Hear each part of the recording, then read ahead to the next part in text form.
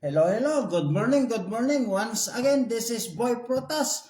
Breakfast time. My coach, more cook pods, better than more fresh pods. And also, it's better to eat more hot pods than more cold pods. That's my coach and observation. But ignore my pod. It's up to you what is your pod. Even my drink, ignore. And also, any problems that comes in life, there is a solution. Don't put in heart and mind the problem because it will destroy our good plan in life or our everyday life and future. Always say there is a solution a problem. You can find a solution. You can solve a problem. That's my thoughts and observation. Okay, let's it. Press. Only this the press. Orange. Hmm.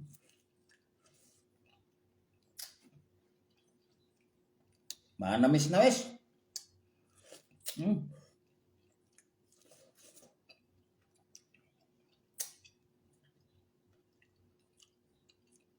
Makatas. Ah.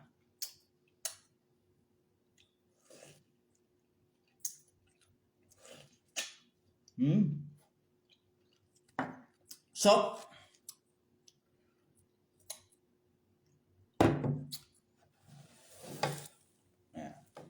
may panghimagas.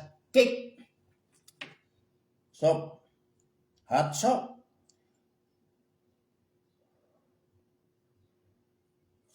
Hmm. Wow. Ang sarap.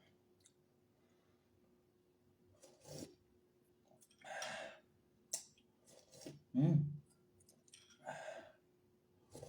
Mhm.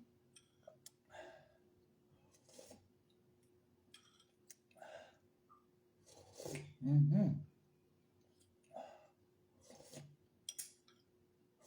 Hmm. Ah, talagang maginhawaan pang katawan pag mainit ang soup o kaya tea. Tea, ignore my drinks. It's up to you what is your drinks.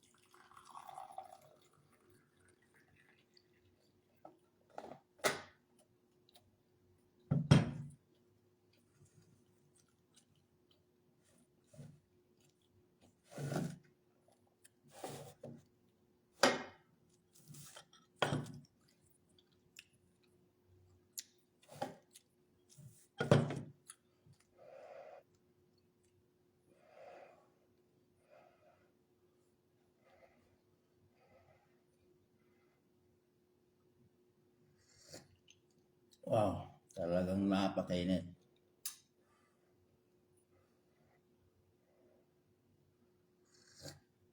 Ah,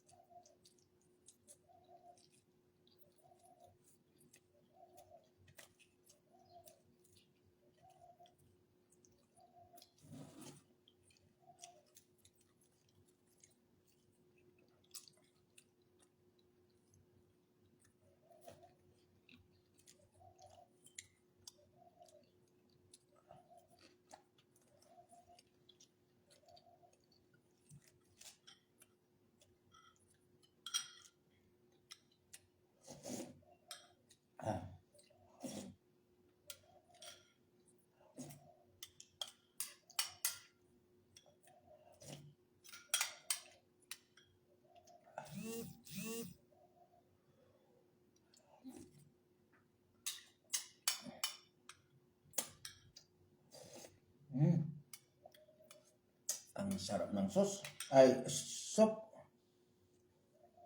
Parang, parang sauce kasi kaya nasabi kong sauce. Pero soup, ito soup. Mm. Basta kung nagkakamali si Boy Protas, pagpasensya nyo na. Correct me if I'm wrong. Ah. Ubusin ko na kasi bihira ito. Hindi araw-araw na may soup. Bihira ito. Kaya ubusin ko na.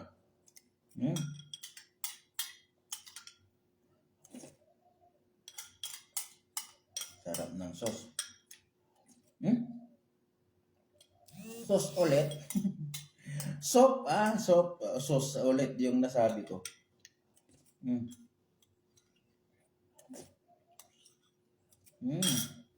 Ubos ang soup, hindi sauce. Dalawang beses ko nasabi yung sauce.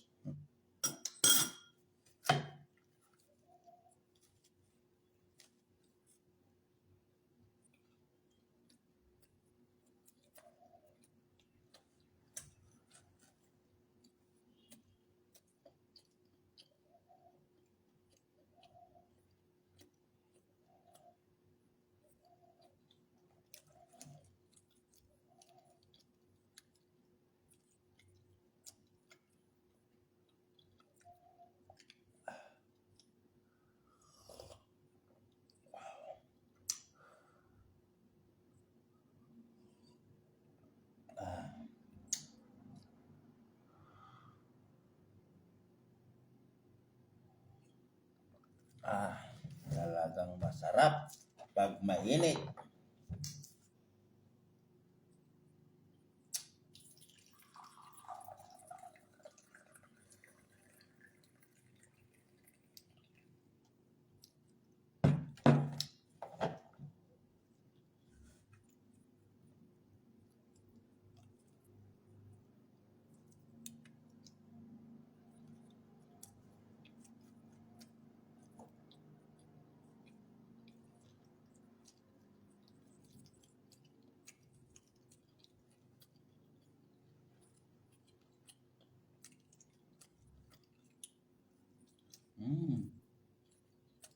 Ang lambot.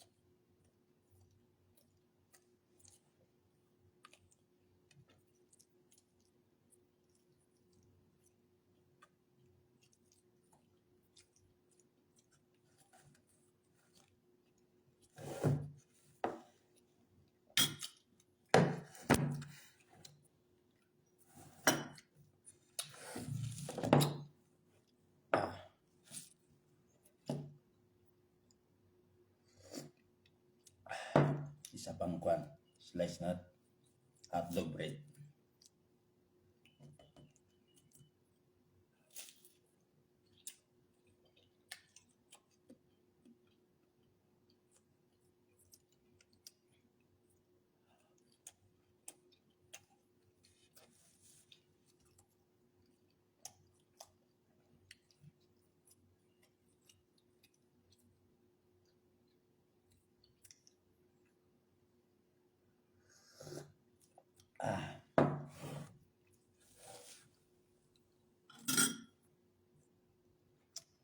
Ako kasi para maubos ko itong pambihira kasi itong mga pagkain na ito kaya ito ang ubusin ko, hindi ako magpapakloon.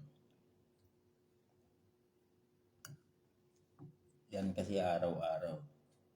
Manok. Mm.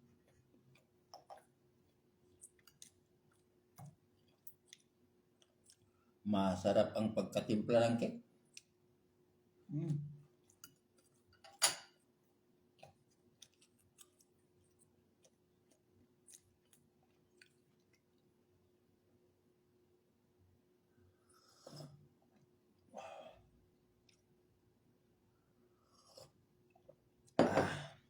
Sabayan ng mainit, ha? Basta ignore my drinks. Tea, that one. Tea. But ignore. Mm.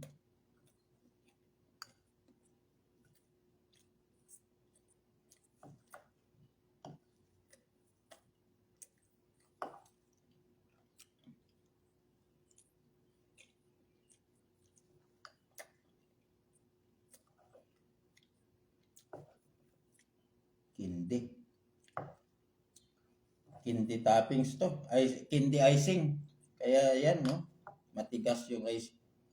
Kindi yan.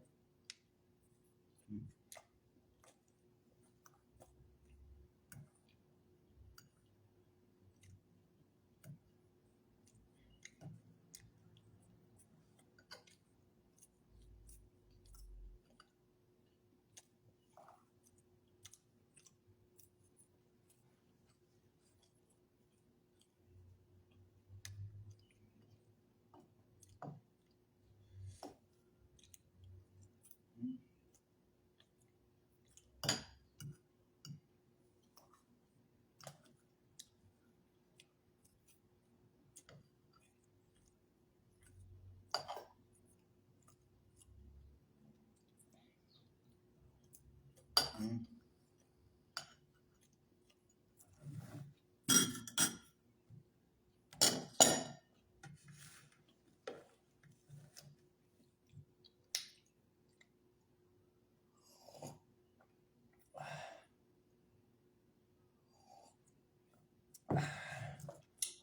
Ayan. Solve the problem. Yan. Kasi gutom na ako kanina. I feel hungry before. So, now, solve the problem. Pag nagutom ka, problema. Paano solusyonan? Kumain para ma-solve. So that solve the problem. If you feel hungry, that is problem. If you eat, solve the problem. That's my example of problem.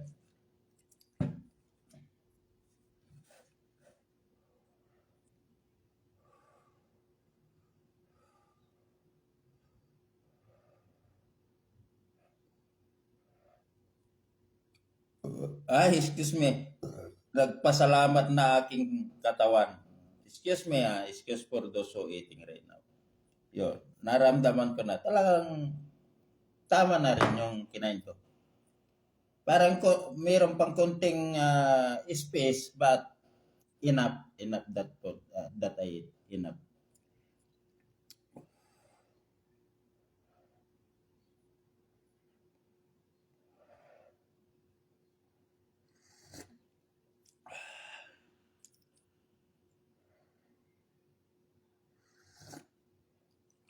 Talagang maginhawan pang katawan.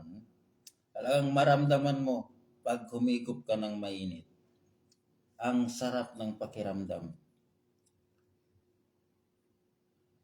Pero hindi ko naman sinasabi, lahat na lang ng inumin, mainit. Hindi naman. Hindi ko naman yan sinasabi. Kundi, pag humigop ka kasi ng mainit, talagang maramdaman ng katawan. Ang sarap ng pakiramdam.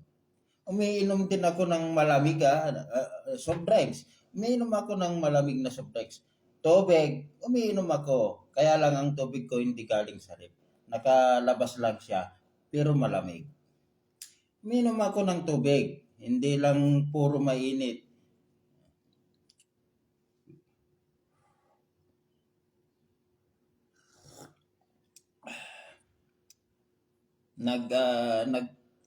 Nagmamainit ako umaga. minsan tanghali, pagkatapos kong kumain, uminom ako ng tea, mainit, mag-tea ulit, yung ganitong baso ko. After that, tubig, and then after nun, ito, mamaya, inom ako ng tubig. Ganun lang. Basta, ignore my drinks, ignore my food. Basta, yung observation ko lang, ay, salamat talaga. Nagpapasalamat talaga aking katawan.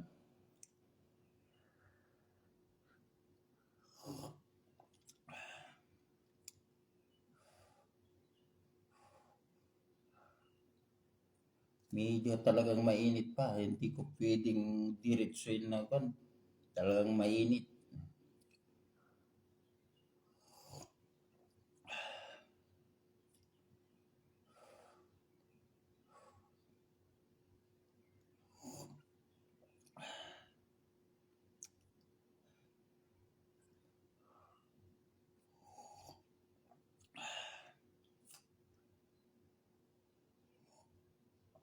Ayan.